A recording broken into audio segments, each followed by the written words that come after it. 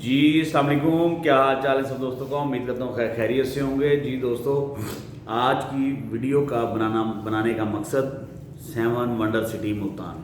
हमेशा की तरह लेटेस्ट अपडेट लेके आपके सामने हाजिर होता हूँ ताकि मेरे देखने वाले व्यूवर्स को, जो मेरे साथ इतना प्यार करते हैं, लाइक करते हैं वीडियो को, कभी कभी कमेंट भी कर देते हैं, और उन्हें अपडेट मिलती रहे।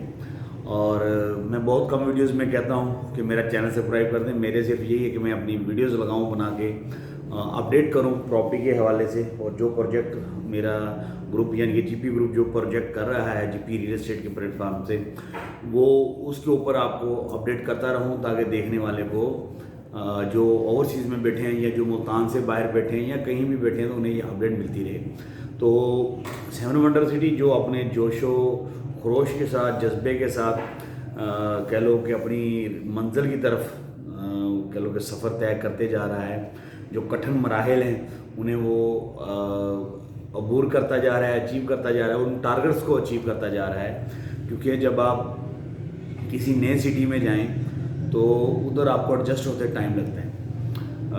कह लें कि अगर आप बच्ची की शादी हो जाए तो नए घर में जाके एडजस्ट होते हुए टाइम लगता है। ये वही तरीक़ेकार है कि बच्ची जब जाती है उधर, अगर उसे सास हस्ती ना मिली, सोकने मिल जाती हैं, सोकने में बहुत कुछ होता है यानी कि। तो सॉरी ऐसी एग्जांपल देने का, लेकिन समझाने के लिए। ऐसे ही कह लेंगे लैंड ओनर के लिए और डेवलपर के लिए ये प्रॉब्लम्स आती हैं हर सिटी में। यानी कि अब मैं कह लेंगे अगर अपने शहर खानेवाल का बासी हूँ, अब खानेवाल में मैं अपना टाउन काटूँ तो अल्हम्दुलिल्लाह मुझे कोई टेंशन नहीं है, अल्लाह का लाख शुक्र है। कोई छोटा मोटे कोई टेंशन पेश आएगी तो बंदा एडजस्टमेंट कर लेता है, किसी खिलवा लेता है, कोई मामला हो जाते हैं, ठीक है। अब मैं इधर से जाकर पंगा लाहौर में लूँ कारोबार के लिए या इस्लामाबाद में जाऊँ तो प्रॉब्लम तो आएंगी। अब उधर के जो लोग हैं उनके लिए इश्यूज़ तो बनेंगे कि ये नया ब्रांड या नया कह लो कि डेवलपर या ये कहाँ से आ गया, इसको इधर टिकने ना दिया जाए। उसकी एक और एग्जांपल है, जो हजरत मेरी कह लो कि एग्जांपल में कहीं कोई कमी मिस्टेक हो जाए तो अल्लाह मुझे माफ़ करे और देखने वाले भी, कि मैं एक ओलिया के हवाले से जैसे क्योंकि ये प्रोजेक्ट मुल्तान में हो रहा है तो हमने कह लें कि पढ़ा था कि सरजमीन ओलिया जो मुल्तान है, इधर जब बहाउद्दीन ज़िक्रिया सरकार आए तो क्योंकि ये ऑलरेडी इतने इधर ओलिया कराम मौजूद थे जो कह लो कि दावत तबलीग दे रहे थे इस्लाम की, कह लो कि फलाह के लिए इधर अपने कह लो कि अल्लाह ने उन्हें कह लो कि जो भी यानी कि कह लो तौफीक दी, जब यानी कि वो कर रहे थे इस्लाम को फैला रहे थे, इधर तबलीग कर रहे थे इस्लाम की। तो उस दौरान हज़रत बहाउद्दीन ज़िक्रिया, मुझे यानी कि मिस्टेक हो रही है, या बहाउद्दीन या शाह शमस तबरेज़, इनमें से एक सरकार जो आए मुल्तान में, तो उस वक्त के जो थे बैठे औलिया साहिबान या बुजुर्गान दीन, उन्होंने एक गुलाब का वो लिया, अपना एक दूध का प्याला लिया और वो उन्हें भिजवा दिया कि आप की गुंजाइश, उसका भिजवाने का मकसद ये था कि ये मुल्तान ऑलरेडी फुलफिल हो चुका है, इसमें आगे इतने औलिया कराम बैठे हैं, तो लिहाजा आपकी गुंजाइश नहीं है इधर मुल्तान में। तो उसके जवाब में उन्होंने उसी प्याले के अंदर उस सरकार ने, क्योंकि मुझे तो नाम से मिस्टेक हो रही है तो ऐसे मैं गलत कर जाऊँ तो कोई मेरे पे कोई फतवा ही ना लग जाए, अल्लाह मुझे माफ़ करे, कमी बेशी अल्लाह माफ़ करे। लेकिन मुझे या शाह शमस तबरेज़ थे या बहाउद्दीन ज़िक्रिया, इन दोनों में एक सरकार है जो मैंने पढ़ा है, मुझे मिस्टेक हो रही है, तो सिर्फ समझाने का मकसद है ये एग्जाम्पल देने। तो उन्होंने उस प्याले के अंदर जो है ना गुलाब की पत्तियाँ वो रख के वापस भिजवा दिया उनके पास, कि जैसे ये गुलाब की पत्तियाँ इस दूध में समा गई हैं, मैं भी आप में ऐसे ही समा जाऊँगा।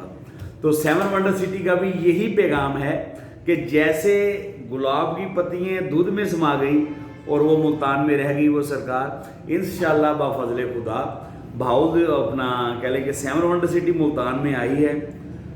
ये वाले मामला हैं कि ऑलरेडी भरा पड़ा है, ठीक है। जो पहले बैठे हैं उनको शायद परेशानी हो, लाहिक हो, लेकिन 7 वंडर सिटी का एक ही पैगाम है कि वो प्याले के अंदर जो दूध आपने भिजवाया है, 7 वंडर सिटी ने उसमें गुलाब के फूल डाल के वापस भिजवा दिए कि मैं आपके अंदर ऐसी समा जाऊँगा, आप परेशान ना हो, हम मोहब्बतें बांटने आए हैं कराची से, ہم آپ کا فائدہ کرنے آئے ہیں, آپ کی عوام کا, ملتان کی عوام کا فائدہ کرنے ہیں, نقصان کرنے نہیں آئے. تو اس لیے کچھ ہارم ہیں معاملات سوشل میڈیا پہ لوگ شیئر کر رہے ہیں یا جو بھی ہوتے ہیں.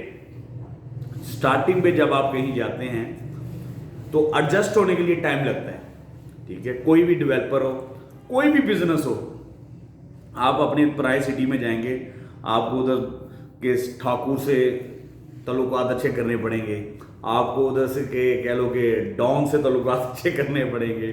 تو یہ چیزیں آتی ہیں. اگر آپ کا کہیں تعلقات خراب ہو گئے تو معاملہ تو خراب ہو جاتا ہے.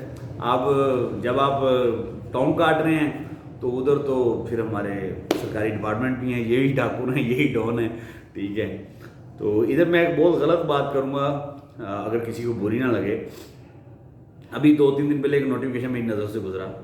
اس نوٹیفیکیشن میں لکھا ہوا ہے جی حتیم سٹی, گلبرگ ایگزیکٹو اور وابڈا فیز 3 جو ہے یہ غیر قانونی ہے. اب میرا یہ سوال ہے اپنے ڈپارٹمنٹوں سے, میرے لیے محترم ہے سب, میں صرف ایک کہہ لو کہ لاجیکلی بات کر رہا ہوں.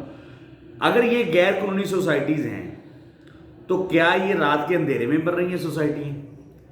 کیا یہ سوسائٹیاں جو ہے انہوں نے ڈپارٹمنٹ کو اب نظر آ رہا ہے جب سب کچھ بک گیا, لوگوں کا پیسہ لگ گیا, جب لوگ اب مارے پھرنے کے لیے ہیں کہ اب کیا ہوگا, اب ڈپارٹمنٹ کو یاد آیا کہ یار اتنے بڑے پروجیکٹ جو ملتان میں بن رہے ہیں اب یہ غیر قانونی ہو گئے ہیں. اس وقت یہ ڈپارٹمنٹ کہاں تھے؟ میرا صرف یہی کہہ لو کہ ہمیشہ ہے موٹو کہ آپ اپنی جگہ پہ بالکل ٹھیک ہیں کہ یہ غیر قانونی ہے, لیکن یہ جب سٹارٹ ہو رہی تھی تب آپ نے بند کروانی تھی.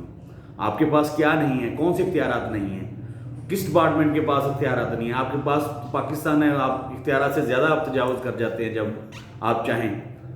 تو آپ اس وقت روکیں ان سوسائٹیز کو تاکہ چھوٹے موٹے انویسٹرز, ہمارے جیسے انویسٹر کا نقصان نہ ہو.